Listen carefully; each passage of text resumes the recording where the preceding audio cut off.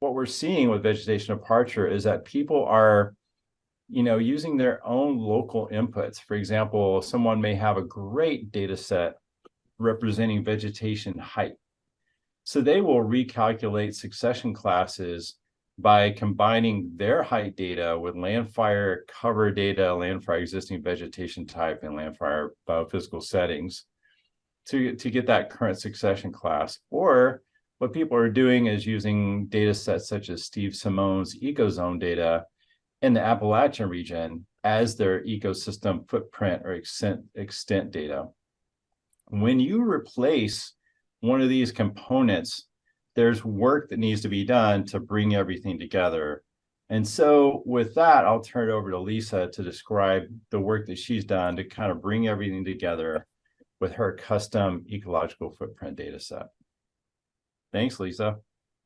No problem. Randy pretty much covered it all. So thanks everyone. We'll see you after the break, right? Totally kidding. No. Congratulations. We are starting at the Thanksgiving Day kitty table. This is pretty elementary. I've really stripped this down so we can slide through, ease into the day. All right, today I figure what we'll just cover is what is a custom ecological footprint? Why would we use one? How would we apply it?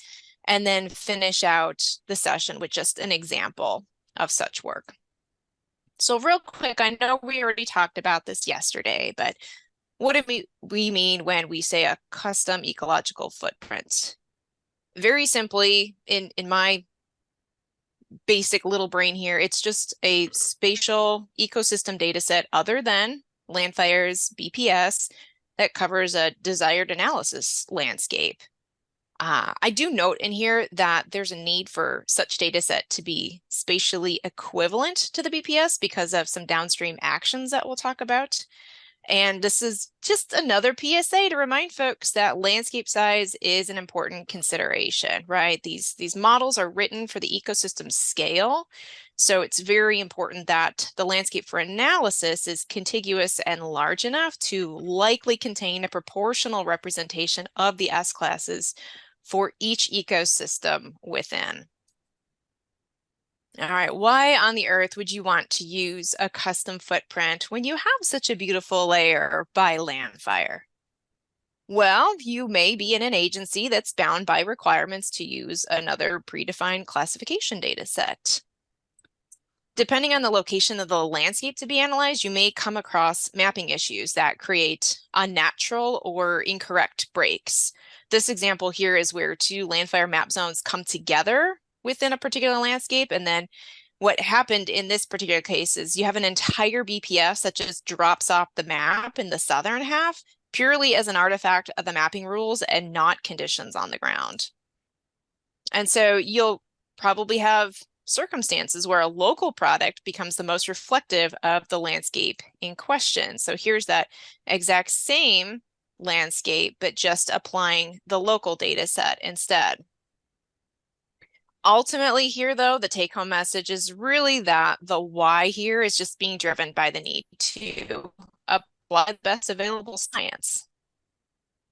All right, you've decided you're going to use a custom footprint, so how are you going to move up? Well, the first step that you need to do is just to conduct a crosswalk between the ecosystems within your footprint and the related BpSs. Next, you're going to want to make sure that those BpSs are an accurate reflection and make any adjustments that may be needed for your particular ecosystems. This then helps you to build the stage then for setting the baseline condition. The next step that you're going to want to do is think about the current day conditions and identify what I've called alternative states, or in this case, alternative S classes for your current conditions. And then with all those pieces, you're ready to run the departure analysis. So that was super simple. And I don't think we need to run through a proof of concept, but I'll just go ahead and show you an example because we all love pretty pictures, right? Okay, so this particular effort I'm going to share with you was done in support of the Ohio Interagency Forestry team. This is a governance team of 8 agencies that have forest management in their mission. And this team's goal is to basically just improve agency coordination and delivery of forest management services. The OIFT landscape aligns with the Ohio Forest Action Plan's Southeast Ohio Oak Management Priority Forest Area. Do not say that times fast. That's ridiculous. This is the most densely forested part of the state. Within this 17 county footprint are multiple publicly managed lands, most of which are small and or highly fragmented, all of the above, interspersed among majority private ownership.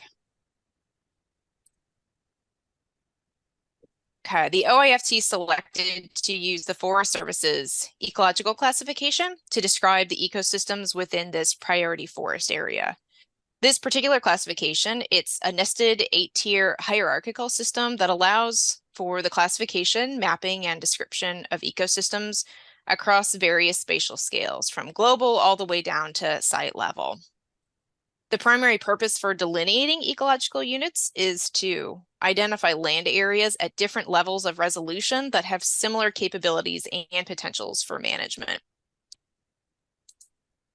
So the landscape for the OIFT area aligned really, really well with the southern unglaciated Allegheny Plateau section, and then 5 of the subsections are nested within there. I didn't map this out very nice, but if you go from east to west, those kind of long linear sort of polygons, those are 4 of the subsections, and then we have a tail end of a 5th subsection up in the northern part right there. So these 5 subsections are what provided the modeling framework for our land type delineation. And then at that scale, we had 15 land types modeled, but due to the nature of the unglaciated landscape, slope and aspect are strong drivers of ecosystem development. So considering the repeating landform patterns and then ecosystem function, those land types were aggregated into 3 ecosystem concepts, based very strongly on landform here. All right, so with our ecosystems defined, we're now ready to crosswalk to the BpSs in order to bring our function piece at the right operating scale. Okay, so to match our systems to their functions, we first need to locate which map zone our landscape falls within so that we can be sure to grab the right BpS model and description. And if you recall a couple slides back, how I showed that one particular area with the map zone conflict, that's what happened in this particular area. So we spanned, I think it was 53 and 62 map zones. And so for some of these BpSs, there were descriptions written for both of those map zones, but they were not the same. So we had to kind of go through and select which one is most representative for our particular landscape.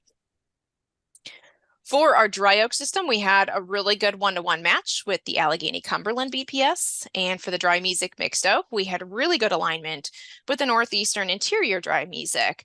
But we ran into a snag with our rolling bottomlands. There was no single BpS that was most appropriate to use.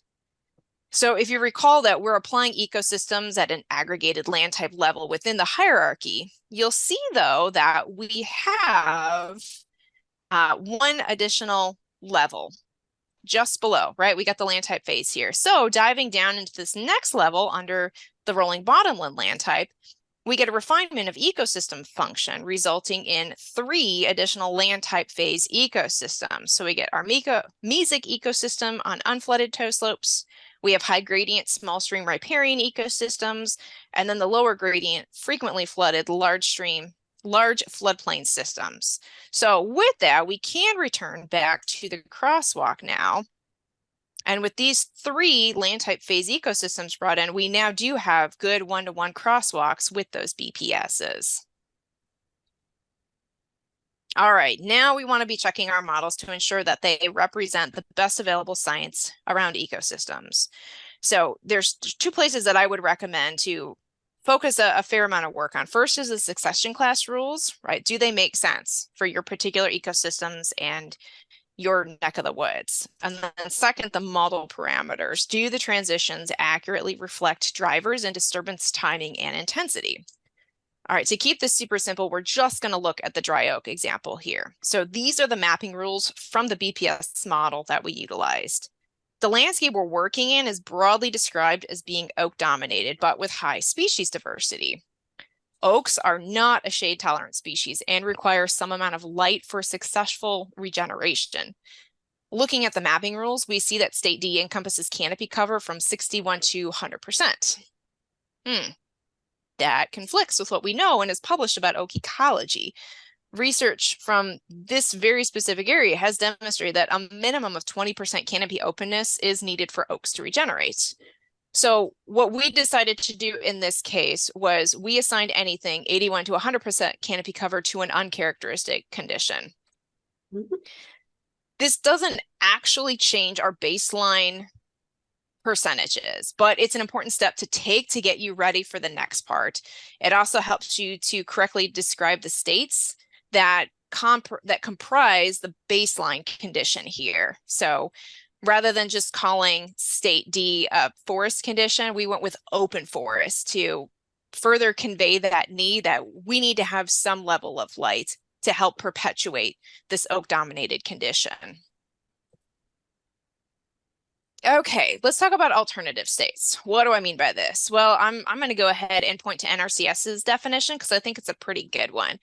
But ultimately, an alternative state is a condition that is functionally, structurally, compositionally different from a reference condition that is found within the ecosystem today. So again, looking at our dry oak example, we had a few conditions present today that represented alternative states. So one is our uncharacteristic native. This is the dense closed canopied forests that are a result of mesification. We have uncharacteristic novel conditions, such as the white pine plantations over the reclaimed mined areas, or just other ruderal herb, shrub, tree conditions on the landscape. So this would be analogous to the uncharacteristic exotic. All right, agriculture is pretty self-explanatory, and then converted conditions. I will say that because of the landscape that we were utilizing with so much public or privately owned lands in there, we did choose to leave agriculture and converted in here as part of our veg departure. Okay, now we are finally ready to complete our departure analysis, right? We've got our custom ecological footprint.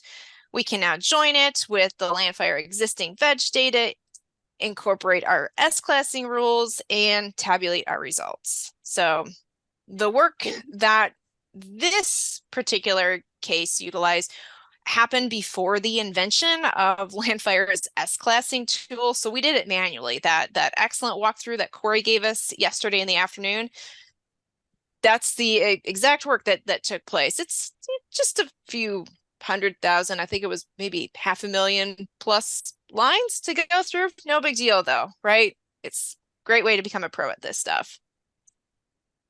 All right, since bar charts seem to be a really easy way to communicate complicated information, the departure analysis really isn't any exception. So here's the output that we got for the dry oak ecosystem in one of those subsections, right? Green bars are showing our baseline condition, blue bars showing the current day condition.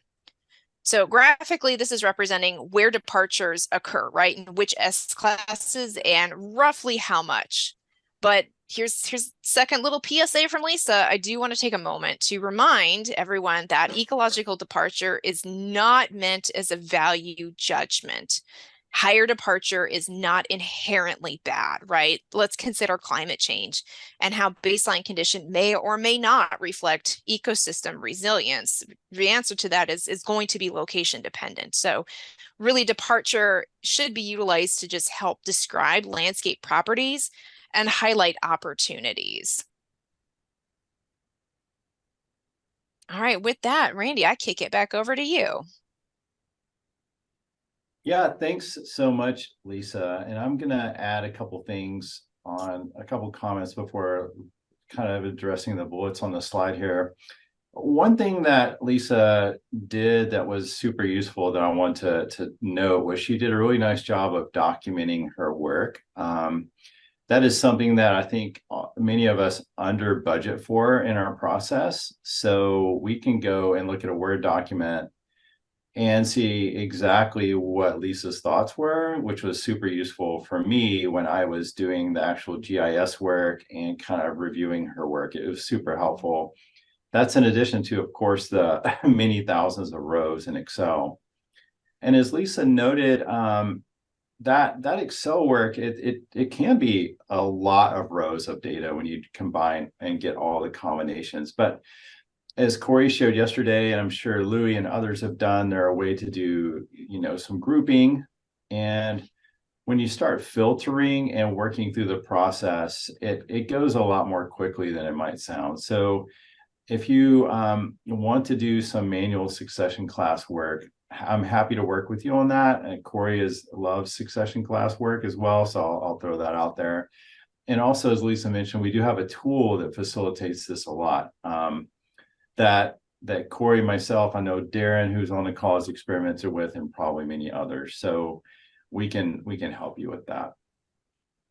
With this, the summary, the Forest Service and many agencies are required to use best available science, and all of us want to. So while I know I can sound like a used car salesman with LANDFIRE stuff, because I do love it and think it's amazing, we always want people to use what's best, and we'll help you to fold in your own custom ingredients if you have them into the process, if you need to do vegetation departure.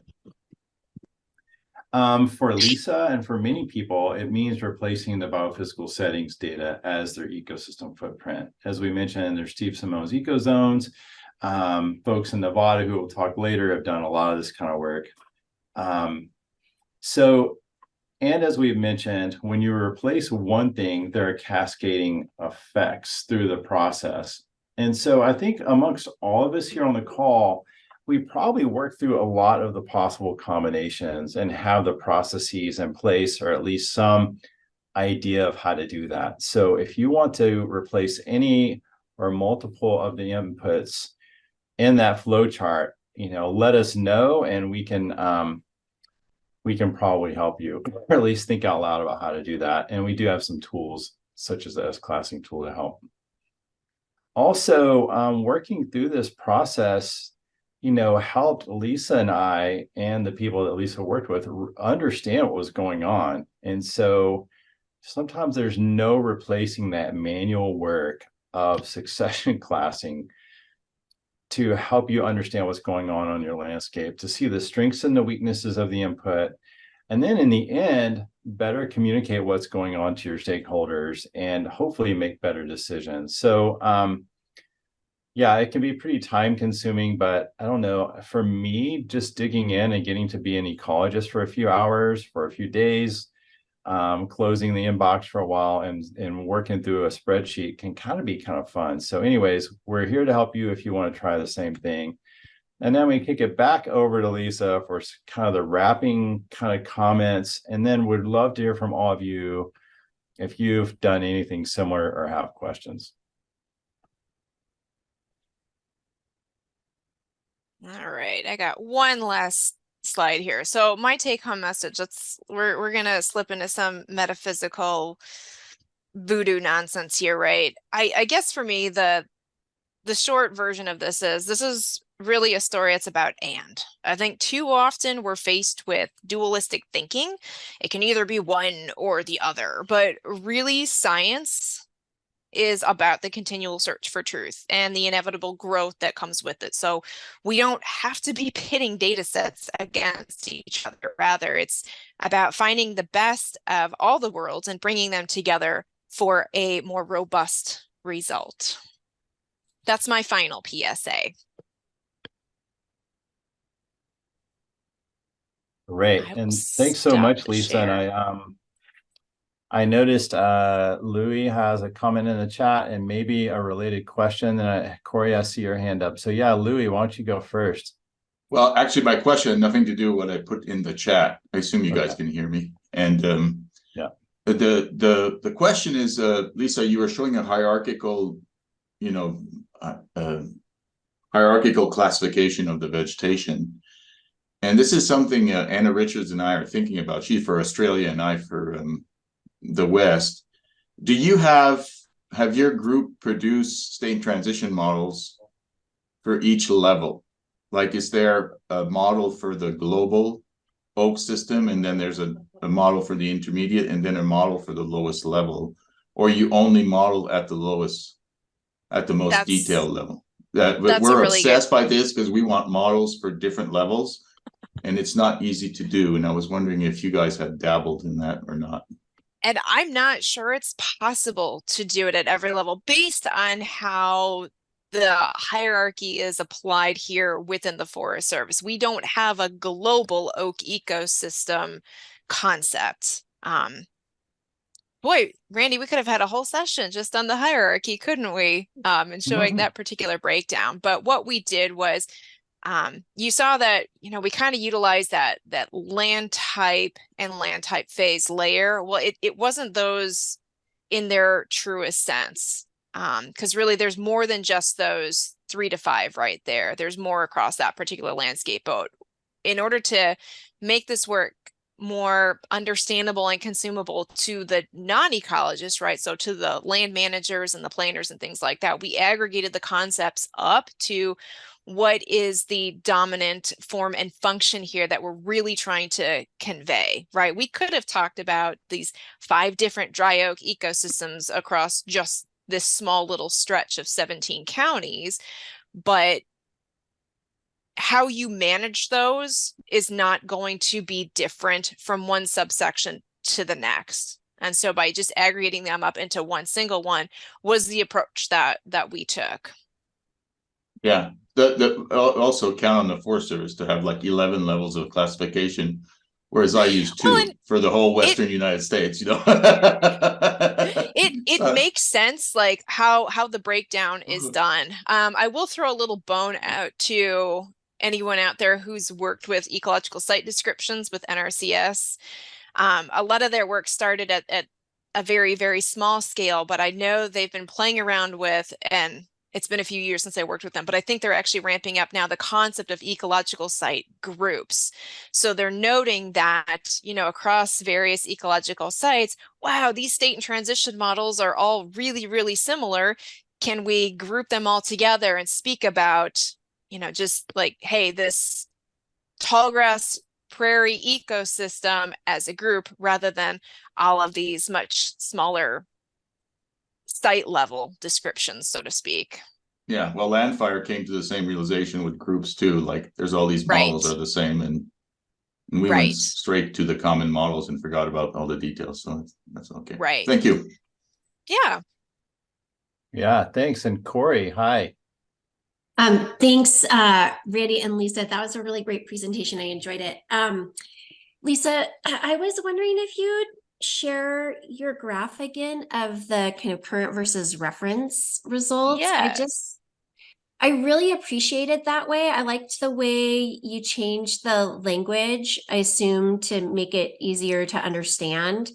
And I was wondering who your audience was.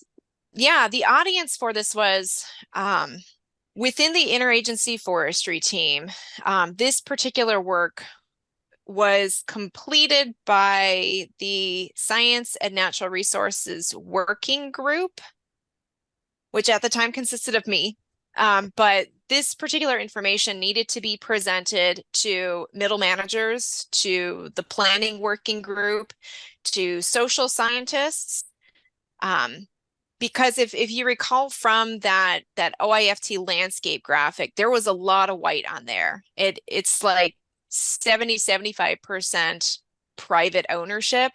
And so there's a big push to be working towards shared stewardship. So not just the public land managers working together, but how can we also fold in willing private landowners into this? And so we wanted to make sure that the language was going to be understandable across that board. And so, yeah, vetting this with the social scientists was really, really helpful piece. We did actually also come up with graphics to represent, well, gee, what's the difference between a woodland and an open forest to just, random Joe Blow who lives down the street.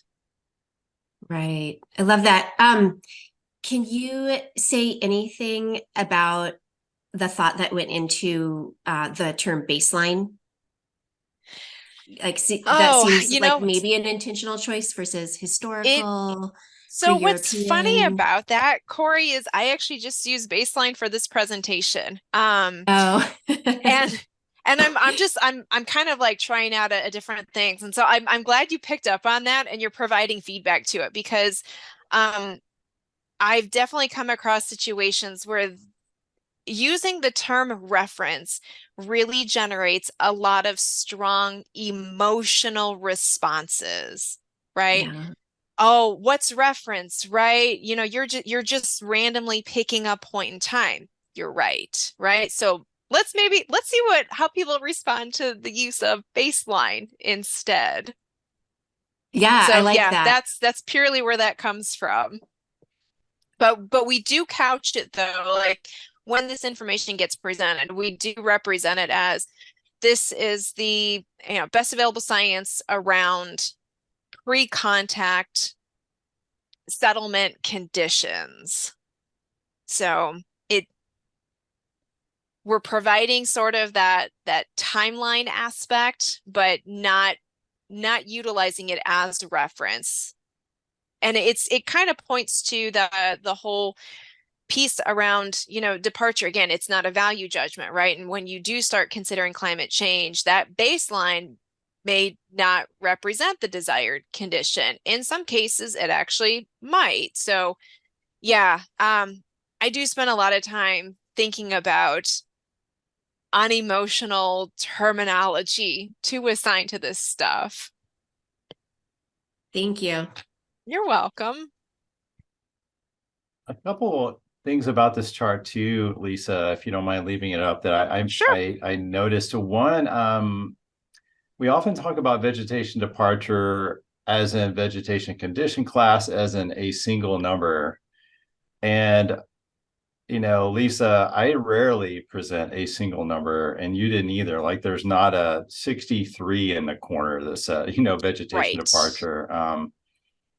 I noticed that. Then I also wondered, I was thinking when I saw this, that open forest, you know, 37 to 46%, in my experience is like, oh, that's pretty close. But I'm guessing that open forest has a lot of turmoil in the understory and midstory. Is that the Yes. case? Yes. In these particular landscapes, a piece that is not picked out by this particular analysis is the strong mid-story invasion by non-native shrubs. And so that, you know, that's a whole nother level to be discussed. Whereas, yeah, this is really just looking at that top canopy structural condition. But it's a good place to start the discussion, right? Like never should you start and end the discussion and only have covered just this graphic, right? There's so many more layers in there. But this is a good way to key up some of the more refined information that you know is happening in the landscape that can't be captured by this. Again, you know, we're looking at the large ecosystem. What is that larger framework? And now with some more specific topic areas, we can winnow in tighter when needed.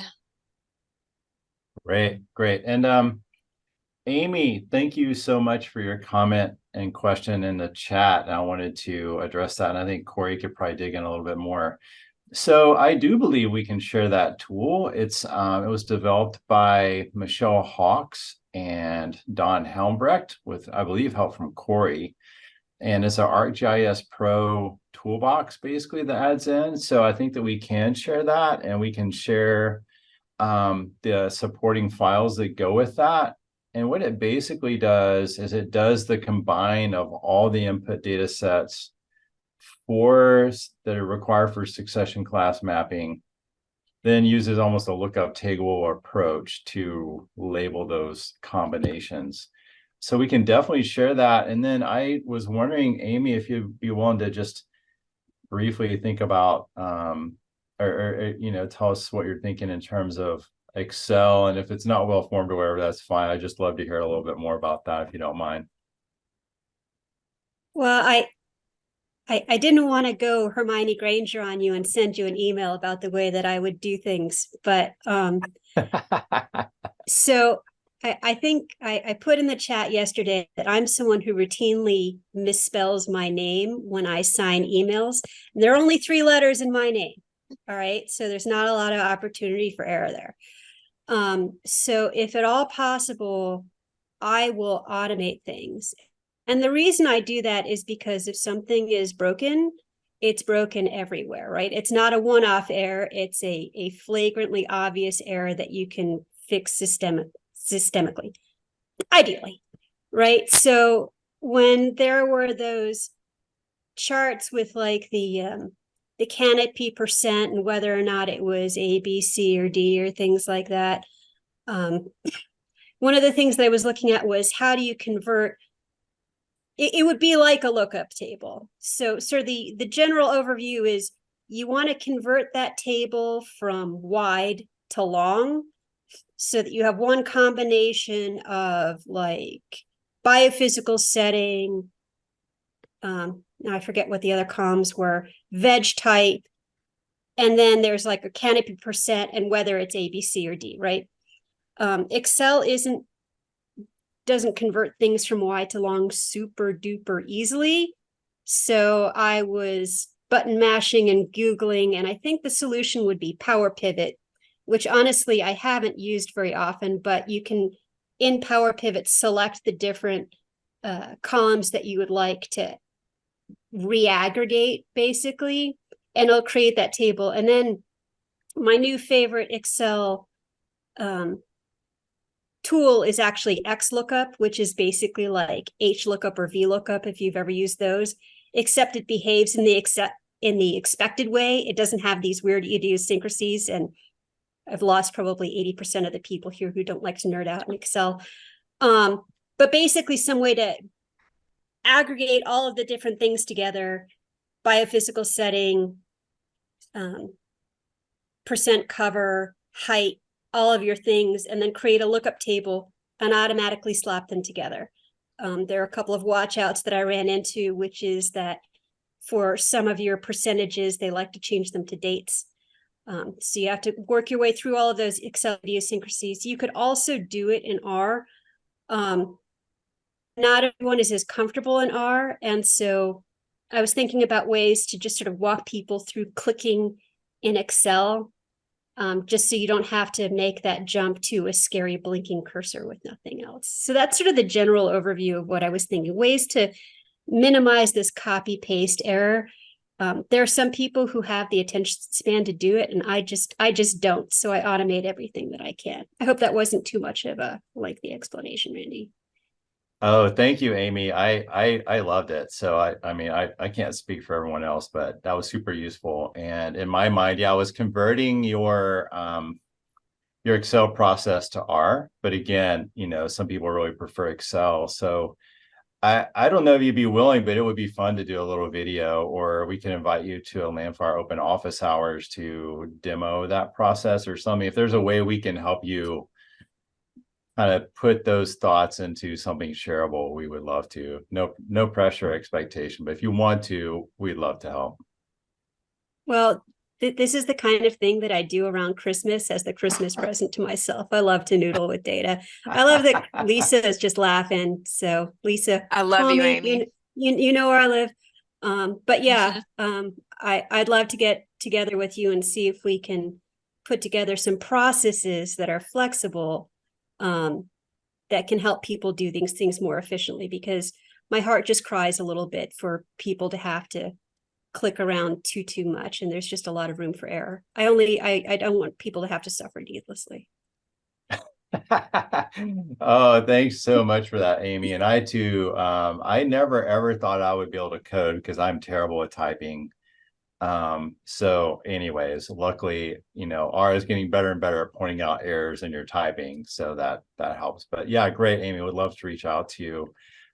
There was another question by Jim Smith. He jumped off. He had to go to another call, but I wanted to call it out. He asked, Lisa, are you able to describe how departure might be used in a forest plan specifically? So Lisa, do you mind, and others with the Forest Service, we'll love to hear your Yeah. thoughts on that as well.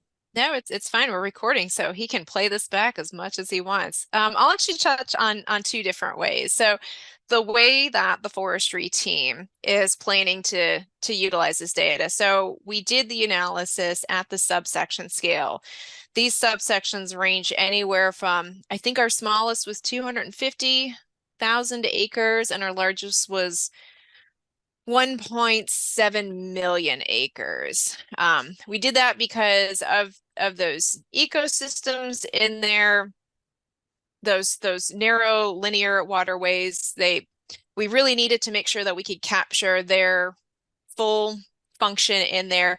Also, because again of this unglaciated rolling nature, the average patch size for our upland ecosystems is only like 40 acres. So it's very pixelated as you go across. Anyway, though, so the way the forestry team is going to be using it is we've calculated this out at the subsection level. Then the next step that we're taking, that we have already taken, is kind of identifying what are landscape objectives. So all of this information has been reorganized in a way to kind of okay, one, acknowledge, let's hold space for the areas of ag and conversion for human landscapes, right? Like, acknowledge these are areas in the landscape and they're going to remain as such. So we want to make sure that we hold space and respect that.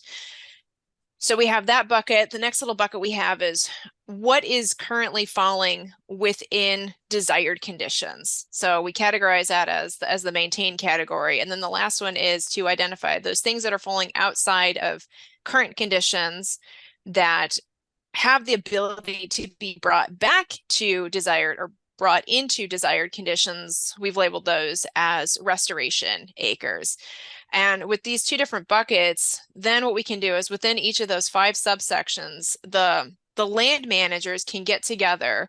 We can get the acreage breakdowns for each of those land managers within each of those subsections to say, okay, within this particular landscape, this land manager is currently contributing to these S classes. This one is contributing this, so on and so forth. Look across to say, where are opportunities that we can engage in shared activities? What are areas that make sense to be able to put a larger investment in? So rather than everyone kind of, being the lonesome ranger out there, it's bringing all of these different folks together to identify more contiguous habitats to conduct this particular type of work. So that's how that piece is particularly playing out. That's going to, I could see, have a good mirror opportunity with forest plan revisions, right? When we are considering these revision efforts, it is not solely focused within the boundaries of a national forest. The first step is to consider the broader landscape in order to help identify what are the unique roles and contributions that particular forest can provide to that broader landscape.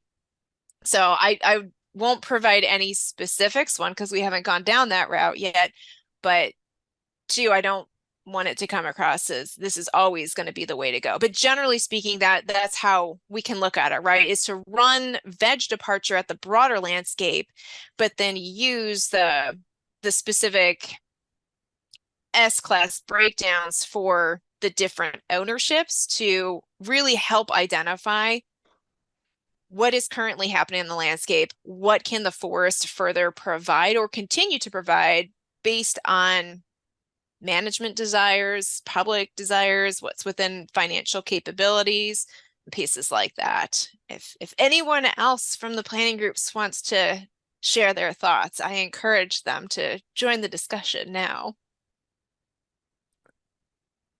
As crickets reign, right?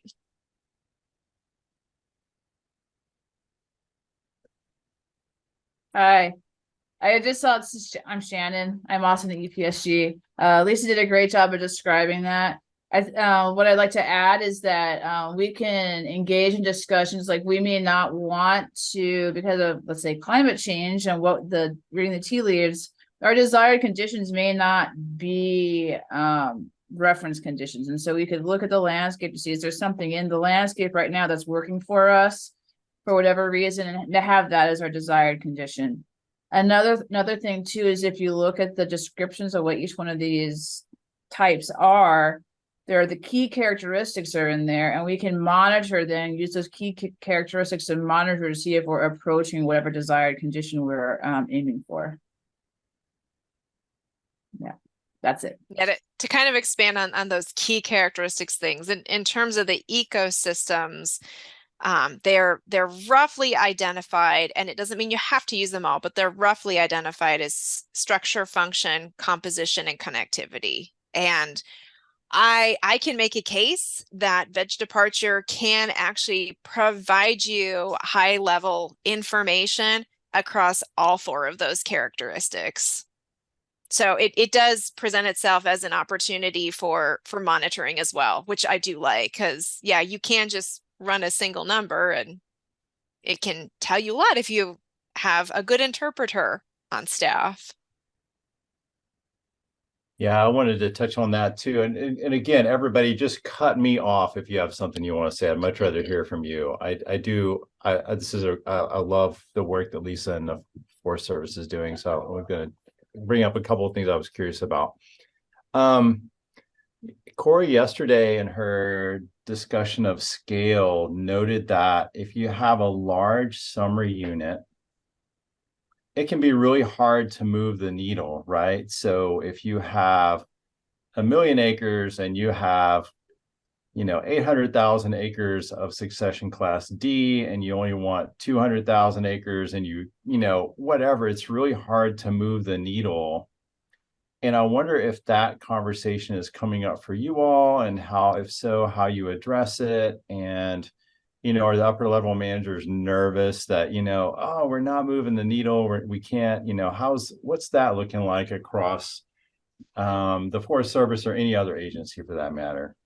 Yeah, there's a couple different ways to approach this. So I'll start by noting that, when we're talking about managing for ecosystems, if people get it into their head that we're going to move the needle very strongly in 5 years on highly departed landscapes, man, we might be kidding ourselves, right? I mean, it's taken how many hundreds of years for us to get to the point that we're in now to expect needle moving on like human scales is inappropriate, in my opinion. I think the better way to look at this is how can we be nudging these ecosystems on landscapes that are appropriate, nudging them into desired conditions within the ecological time frame. So kind of going back to the work that we've done on the forestry team in terms of setting landscape objectives, right? When you first see the numbers, it's really shocking, right? Like, oh my gosh, we need to do work on 250,000 acres. That might be really scary, especially if you're not the dominant, landowner. But once you start spacing out and saying, okay, well, this is what we want to have completed within a 20-year time frame, right? Because again, we're utilizing the information from the state and transition models to help inform. And so our landscape objective work that we've done, we broke it out into short, medium term, and that short, medium term is 20, 50, and 100 years. So we're proposing to get things in action that will continue well after I'm in the ground. But again, it's trying to move with the flow of the ecosystems. I could talk more, but we're down to 13 minutes and I see hands coming up. So I would love to hear from other people. Yeah, I saw Jean's and Amy. Yeah, thanks. No, I'll just echo what Lisa said. So I work with a part of the fire learning network that includes the George Washington and Jefferson National Forest. And in terms of seeing the plan-wide desired condition of 70% open woodlands across 1 million acres. In the past, managers or rangers have kind of, to some extent, thrown up their hands and go, that number's so huge, I can't touch it, so therefore I'm not really going to worry about it. That's overstating it a bit, but again, to echo kind of Lisa's response to that, what has resonated is, okay, never mind the plan-wide goal. That establishes large-scale purpose and need. What you could focus on is, your body of work. So, if you can manage 20,000 acres in a year or 100,000 acres in a portfolio, then focus on that. Maybe you try and think about how you can grow it a little, but then focus on the achieving those results where you manage. Never mind, the plan scale of those results. So making it kind of relevant to the body of work of a work unit has helped kind of bridge that gap of, oh wow, this is too much. Yeah, thanks, Sean. I think that is something that we're all going to struggle with as we present numbers, and I like that approach. Amy, and then Louis, excuse me. Amy.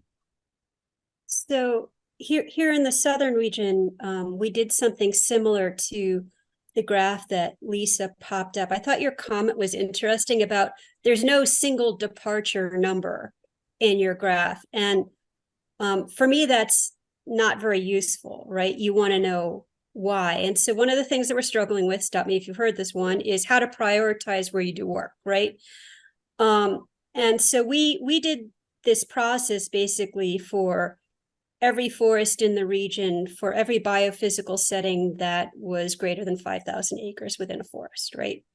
And then for some of the forests that we were talking with, we took some of the most charismatic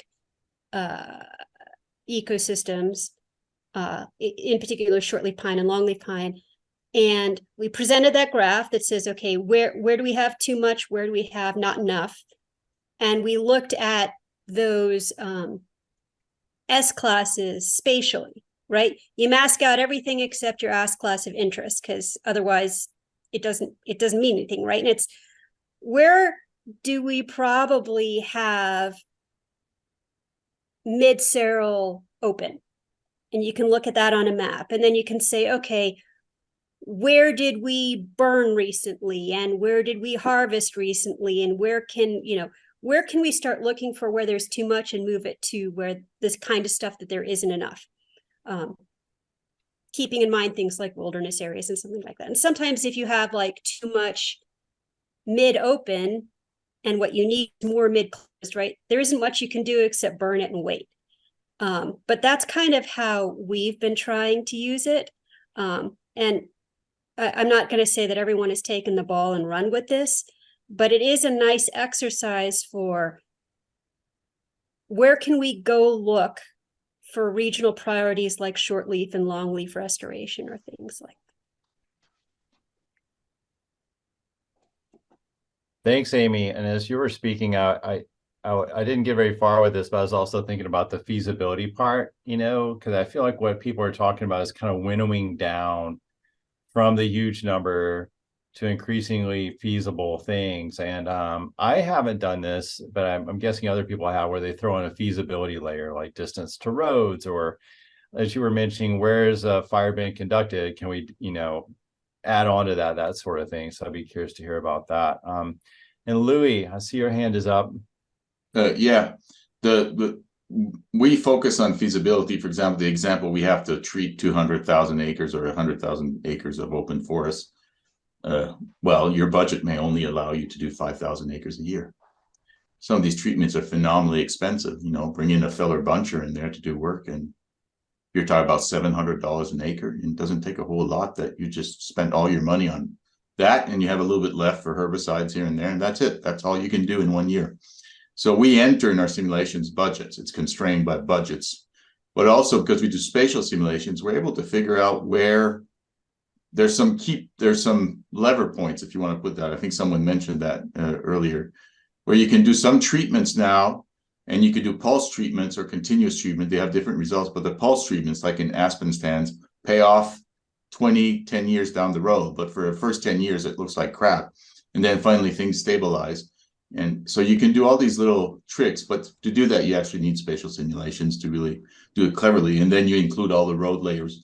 For example, our treatments cannot be implemented if they're a feller buncher with a lowboy truck cannot be put in beyond, I think it's 1,200 feet of passable road for a lowboy truck. So those spatial constraints layers go into our simulations, our spatial simulations.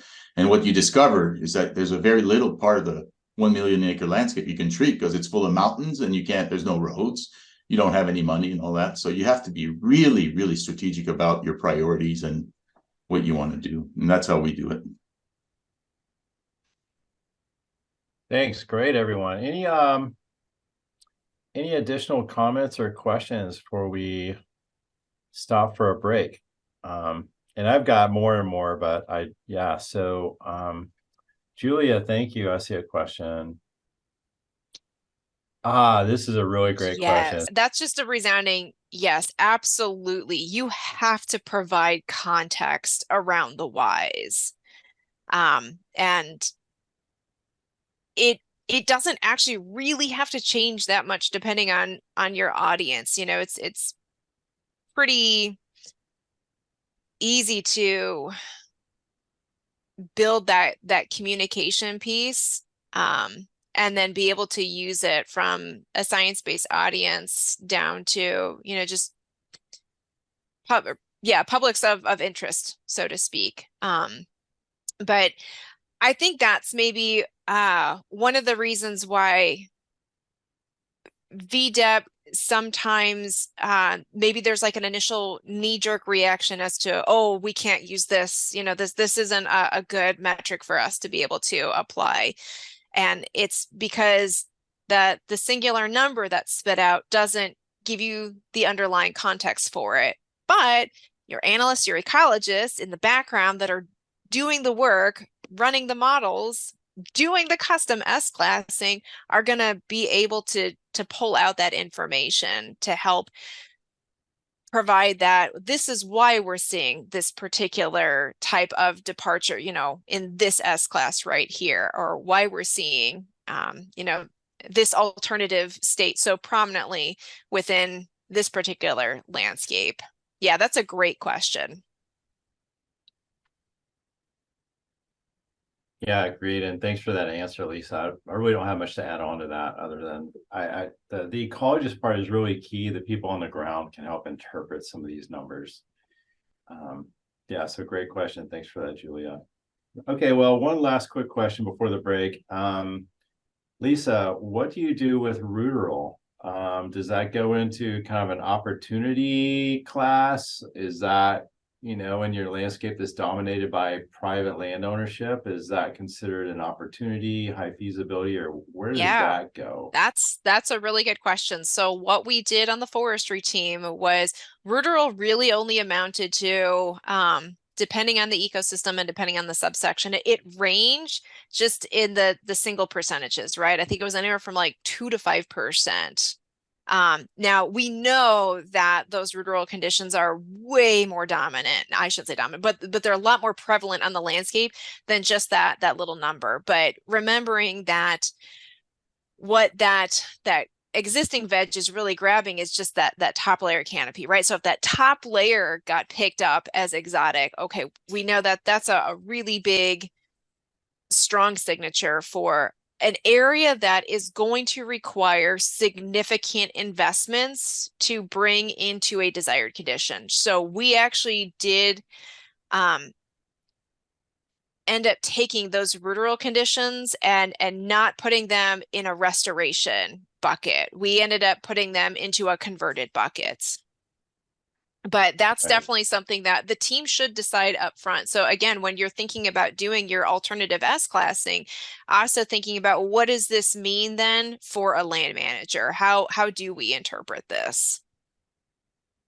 Interesting. Yeah, it was first brought to my mind in the driftless region of Wisconsin, which is an unglaciated area that had, you know, substantial amounts of prairie in the past. And of course, there's no prairie there now, or very little.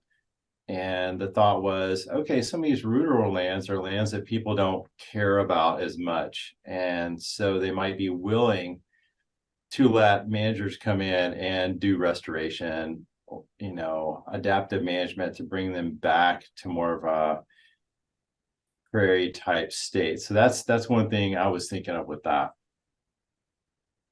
All right, well, thanks so much, everyone. And we'll be back at 15, a quarter till the top of the hour.